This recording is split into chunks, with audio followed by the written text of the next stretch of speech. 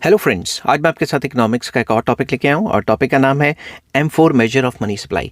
इससे पिछली वीडियोस में मैंने बताया था मनी सप्लाई क्या होता है, उसका M1 major, M2 major, M3 major, और इस वीडियो में मैं आपके साथ डिस्कस करूंगा M4 मेजर।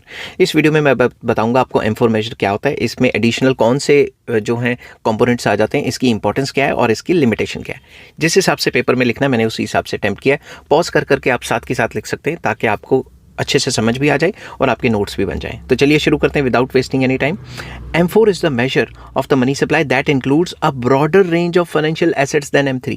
अब इसमें M3 के साथ साथ और भी ज़्यादा जो है कंपोनेंट्स आ जाते हैं। अगर आप सीधा इस वीडियो पे आ गए हैं तो सबसे पहले M1, M2, M3 देखें, जिसका लिंक आपको इस वीडियो के डिस्क्रिप्शन में मिल जाएगा, तो आपको ये वीडियो बहुत अच्छे से समझ आएगी। ठीक है, तो M4 में M3 के अलावा और भी कई मेजर आते हैं। तो M3 तक तो मैंने पिछली वीडियो में समझाए थे।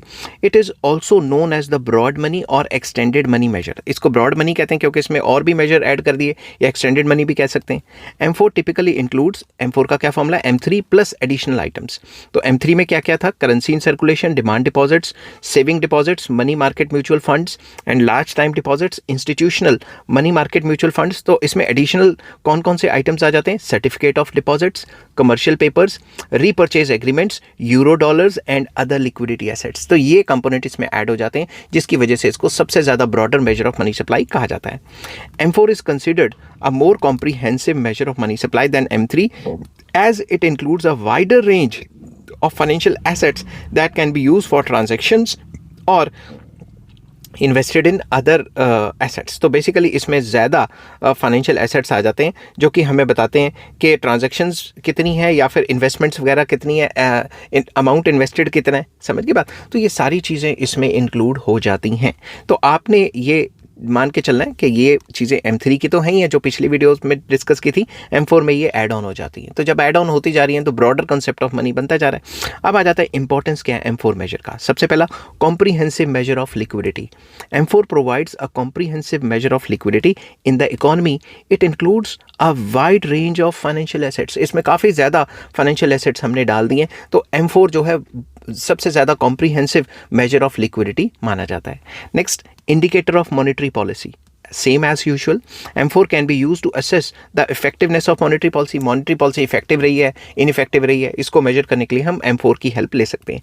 As it reflects the overall liquidity in the economy, कि इकॉनमी में ओवरऑल लिक्विडिटी कितनी है वो अच्छे से देख सकते हैं, हम इसको मेजर कर सकते हैं। मेजर करने के बाद हम देखेंगे कि मॉनेटरी पॉलिसी तो ये कह रही थी और असल में इतना है, तो मॉनेटरी पॉलिसी इफेक्टिव रही है या इनइफेक्टिव है, क्या है, उसको हम मेजर देख सकते हैं। नेक्स्ट आ जाता है inflation forecasting. M4 can be used to forecast inflation as changes in money supply can impact prices. M4 को यूज़ कर सकते हैं कि अगर मनी सप्लाई अभी इतनी है, आने वाले टाइम पे इतने % से बढ़ेगी, तो फ्यूचर में कितना जो है प्राइजेस बढ़ जाएंगे, उसको हम फोरकास्ट कर सकते हैं। ठीक है, नेक्स्ट आ जाता है economic growth. M4 can be used to monitor economic growth as changes in the money supply can impact economic activity. हम M4 देखेंगे कितना है, M4 को देख के हम अंदाज़ा लगा सकते हैं कि भाई आने वाले टाइम पे M4 मेजर इतना हो जाएगा, मनी सप्लाई इतनी बढ़ जाएगी, और अगर मनी सप्लाई इतनी बढ़ गई उसके हिसाब से इकोनॉमिक ग्रोथ की कितनी % रहेगी। तो जो एनालिस्ट वगैरह होते हैं वो ऐसी जो है मतलब प्रिडिक्शंस करते रहते हैं। नेक्स्ट है financial stability. M4 can be use to monitor financial stability as changes in the supply can impact the stability of the financial system. M4 के थ्रू हम ये देख सकते हैं कि हमारा फाइनेंशियल सिस्टम स्टेबल है कि नहीं है। फाइनेंशियल स्टेबिलिटी किसी भी कंट्री की इकॉनमी की चेक की जा सकती है। अगर मनी सप्लाई बढ़ेगी, M4 बढ़ेगा, तो उससे फिर स्टेबिलिटी भी तो हिलेगी ना थोड़ी, समझ की बात। नेक्स्ट आ जाता है central bank decision making. M4 can be used for central banks to make informed decisions about the monetary policy. तो वो डिसीजन ले सकते हैं कि मनी सप्लाई कम है, ज़्यादा है, M4 को देख के कि अगर मनी सप्लाई कम है तो उसको ज़्यादा कैसे करना है, ज़्यादा है तो कम कैसे करना है। इंक्लूडिंग क्या क्या करते हैं वो, setting of rate of interest and regulating the money supply. Money supply को रेगुलेट करते हैं M4 को देख के, रेट ऑफ इंटरेस्ट उसी हिसाब से रखते हैं कि मनी सप्लाई ज़्यादा होनी चाहिए इकॉनमी में या कम होनी चाहिए, उसको कंट्रोल किया जा सके। ठीक है, कंट्रोल या रेगुलेट। नेक्स्ट आ जाता है research analysis.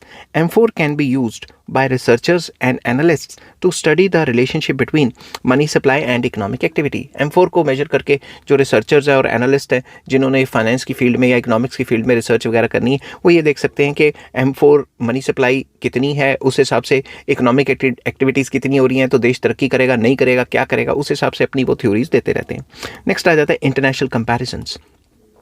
M4 can be used to make international comparisons of monetary policy and economic activities. तो M4 को अगर दो अलग अलग कंट्रीज़ के M4 को मेजर किया जाए तो हम दो या दो से ज़्यादा कंट्रीज़ में आपस में कंपेयर कर सकते हैं और देख सकते हैं कि कहाँ पे मॉनेटरी पॉलिसी ज़्यादा इफेक्टिव है, कहाँ पे कम है, हमें किसी और कंट्रीज़ के हिसाब से क्या क्या करना चाहिए, क्या क्या नहीं करना चाहिए.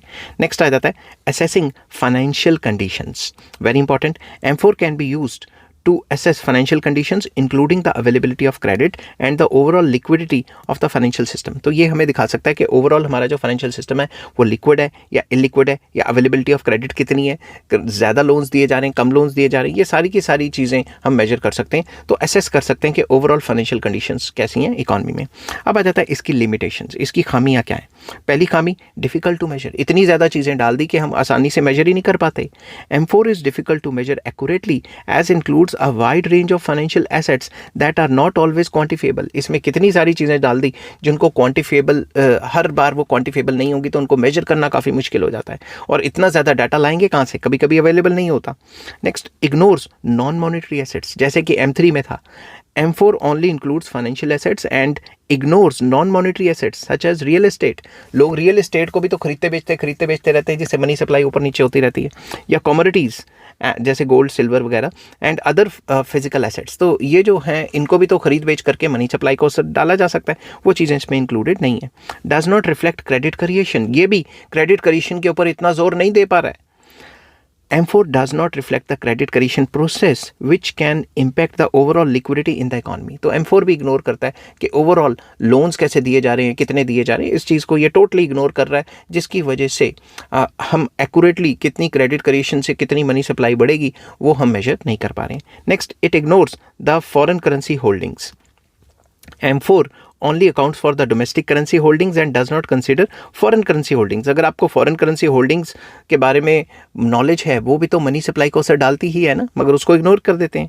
May not be comparable across countries. हमने इंपॉर्टेंस में बताया था कि हम दो या दो से ज़्यादा कंट्रीज़ को आपस में कंपेयर कर सकते हैं. हाँ, कर सकते हैं, but M4 may not be comparable across countries. क्यों? उनके फाइनेंशियल सिस्टम ही डिफरेंट है, उनके इंस्टीट्यूशंस अलग अलग हैं, और उनमें अकाउंटिंग, यहाँ मैंने अकाउंटिंग लिख दिया, मेरे को अकाउंटिंग लिखना चाहिए था. स्पीड में कभी कभी हो जाता है ऐसा. ठीक है, अकाउंटिंग प्रैक्टिसेस ही अलग है.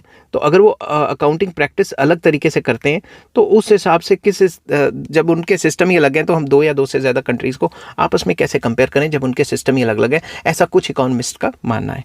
Next, can be influenced by financial innovations. जैसे जैसे फाइनेंशियल इनोवेशंस, नए नए फाइनेंशियल इंस्ट्रूमेंट्स आ रहे हैं, वैसे वैसे M4 के अंदर वो डाले तो है नहीं, तो वो भी मतलब काफ़ी क्वेश्चनेबल हो जाता है. M4 can be influenced by financial innovation such as new financial instruments और टेक्नोलॉजीज़. नई नई चीज़ें आ रही हैं, नए नए क्या कहते हैं फंड्स आ रहे हैं, नए नए म्यूचुअल फंड्स, नए नए टाइप के इंस्ट्रूमेंट्स आ रहे हैं, जैसे जैसे इनोवेशंस हो रही हैं, तो ये तो प्रॉब्लम हो जाएगी ना M4 के लिए भी. It ignores underground economy. M4 does not account for underground economy या फिर अनऑर्गेनाइज्ड इकॉनमी. ठीक है, जहाँ कैश चल रहा है बस, which can be significant in countries with large informal sector. तो ऐसी कंट्रीज जहाँ पे इनफॉर्मल सेक्टर काफ़ी लार्ज है, उसको कैसे कैटर करना है वो भी काफ़ी मुश्किल हो जाता है M4 के under. May not reflect changes in money demand. M4 may not always reflect changes in the money demand which can be influenced by various factors such as interest rates, inflation and economic uncertainty.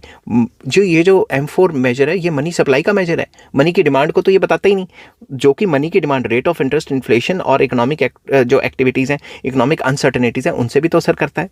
Next, can be affected by monetary policy. तो ये जो M4 major है ये monetary policy से असरदार हो सकता है. M4 can be affected by monetary policy decisions such as changes in rate of interest and reserve requirements may affect the money supply. M4 measure of money supply. ठीक है, अगर पीछे से सरकार ने कह दिया कि भाई रेट ऑफ इंटरेस्ट बढ़ा दो, तो सबको सरकार ने मतलब RBI ने, सेंट्रल बैंक ने कह दिया कि भाई रेट ऑफ इंटरेस्ट बढ़ाओ. अगर रेट ऑफ इंटरेस्ट बढ़ गया तो लोग लोन्स नहीं लेंगे, M4 मेजर के लिए कम पैसे बच जाएंगे. समझ की बात. एंड जो